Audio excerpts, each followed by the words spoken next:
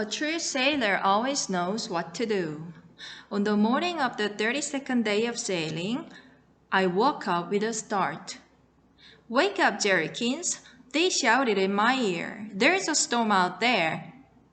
Still half asleep, I slipped on my coat and followed Thee up to the deck. The sky in the east was dark with big black clouds. "Go and lower the sails, Thee." "No, wait a minute. Leave the smallest one up. That way the boat will hold the seas better." I said maybe sailing wasn't such an easy thing after all. "I better get Trap," I told my sister. "He's a true sailor. He'll know what to do." I left Thee at the helm and went below to search for my cousin. The boat was being tossed about by the churning waves, which kept growing bigger and bigger. I opened the door to Trap's cabin. My cousin was huddled up in his bunk under the covers.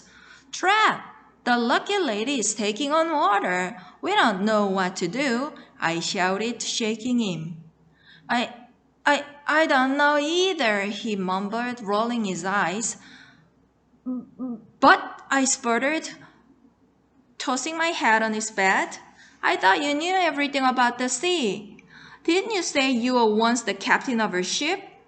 In answer to my question, my cousin sat up with a jolt and threw up right into my head. "Holy cheese!"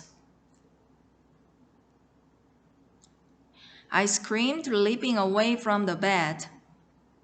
I fell against Trap's closet. A book fell out. I stared at the title. "Learn How to Sail in 800 Easy Lessons." A horrible feeling gripped me like a mousetrap in a fully stocked kitchen. I grabbed the book. A bookmark was stuck at page 11. Lesson number 3. Sails come in many different colors. Try to pick one that will make you smile.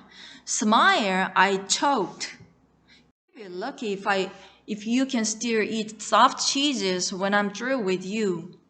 I screamed at Trap. He had crawled back under the covers. "I'll deal with you later," I called as I rushed back outside. Waves as high as Mount Everest were pounding onto the deck. Each time the bow of the ship hit a wave, the boat sank lower. Then it would pop up again, this time tilted in the other direction.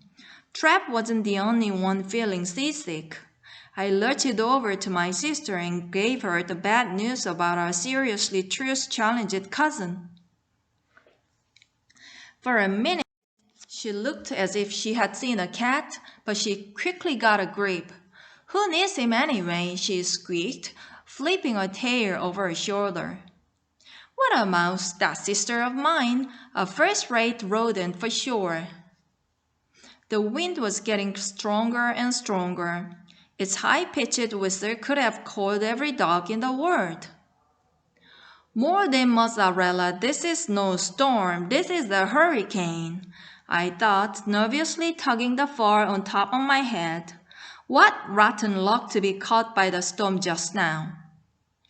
We had only 2 or 3 more days before we'd hit the treasure island.